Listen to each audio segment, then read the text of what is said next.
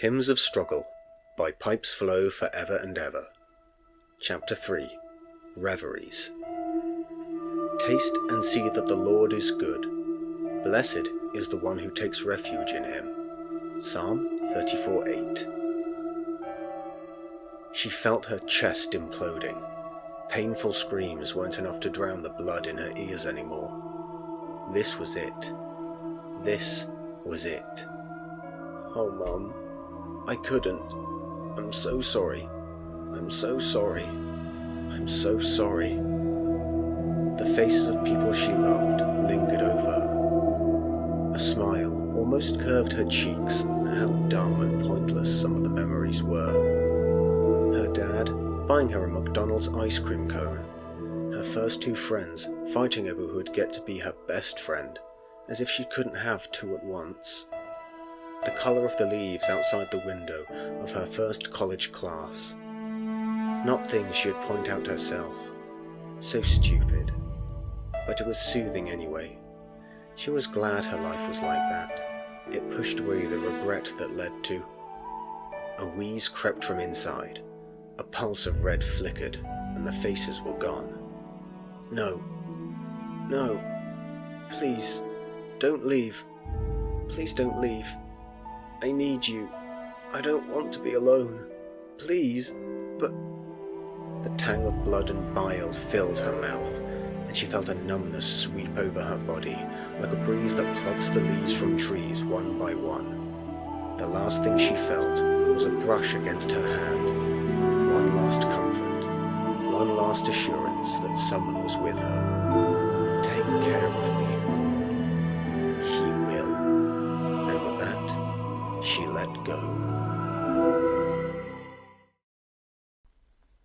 Why? The woman stared blankly upward, seeing nothing. It had been this way since he had laid her down in that spot. Was this a test? Was this a gift? Why? Why did it happen?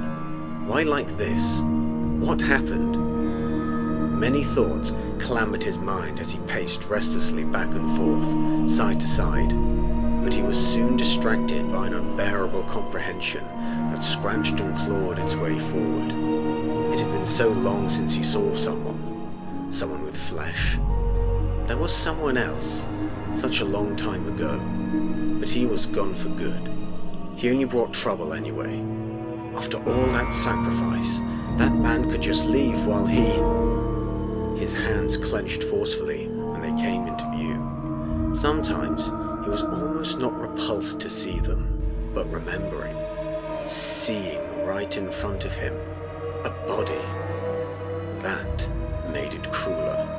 The rigid gaze of his mask still somehow betrayed a look of revile as it shifted to observe her, watching in fascination and sorrow, and the violent spasms seemed to pulse too powerfully for her figure to contain. This was like nothing he had ever seen before. Could he remember? What was it like to have a body? He knew he had one once, but so much eluded him now, suffocated the memory and sensation of who he was. His bones drowned in ink now, and had washed away everything he used to be. No. The thought of it being anything but atonement alarmed him, and was quickly pushed aside before it poisoned his faith. He was different now. He needed to be. That was his Lord's grace. His mercy. He saw a flash. He looked down and saw ink bubble from his arms and cascade over the rest of his body. Yelling. Begging. Pain. Just as suddenly, something seized him from his torment. He realized he was staring at his hands again. Nothing had happened. Or maybe it had all over again. A sound rang through the air, like the croak of a frog singing amid a night as thick as velvet. It lulled him, and soon he was kneeling over her, listening for more. I couldn't. I'm sorry. I'm so sorry. I'm so sorry.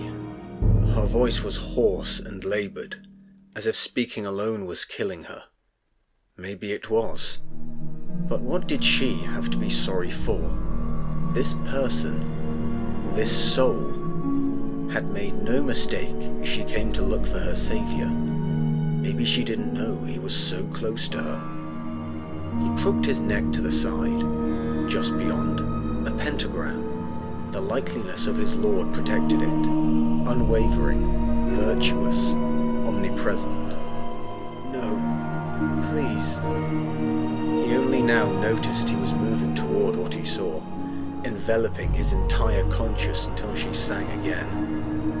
Don't leave. Please don't leave. There was a sharp, unintentional turn of his upper body in response to this request. It was compelling. Hesitant, he allowed himself to come back over her, looming his head over hers. Please don't leave. I need you. Why did she need him? I don't want to be alone, the woman answered. Please. The pleading ceased once she started choking on something that had risen from her punctured stomach. Her mouth cried without any noise, and he saw her shakes grow weaker and weaker. He could see the ink again, crawling over his body, and then leaving him back before her. This was like nothing he had ever seen before, but he realized he had felt it before himself. He was so unsure, so mystified of all they were experiencing together in this fleeting moment, that he didn't know if it was a decision of instinct or consciousness. The muscles in her palm relaxed in his gingerly touch. Take care of me, Lord. Her lips let free one last breath. All the tension left in her was swept into the dust that surrounded the two beings. He will.